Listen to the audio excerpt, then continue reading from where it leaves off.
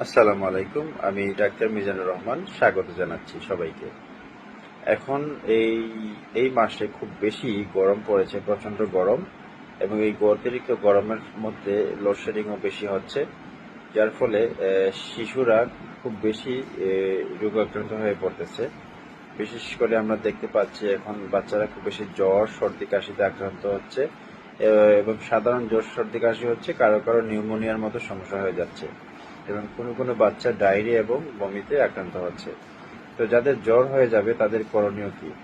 তাদের হচ্ছে শরীরটা বারবার মুছে দিবেন কুসুম কুসুম গরম পানি দিয়ে, প্যারাসিটামল সিরাপ খাওয়াবেন, প্যারাসিটামল ওষুধ খাওয়াবেন 6 বেলা, 4 ঘন্টা পর পর দেওয়া যায়, বা যদি তীব্রতা কম থাকে তাইলে আমরা 4 বেলা দিতে পারি, 6 ঘন্টা পর পর প্যারাসিটামল খাবে, এবং সর্দি কাশি এবং শরীরটা মুছে দিতে হবে। সর্দি কাশি থাকলে আমরা কিটোটিফেন বা ফেক্সোফেনারিন, অ্যান্টিস্টামিন যেগুলো সেগুলো দিব।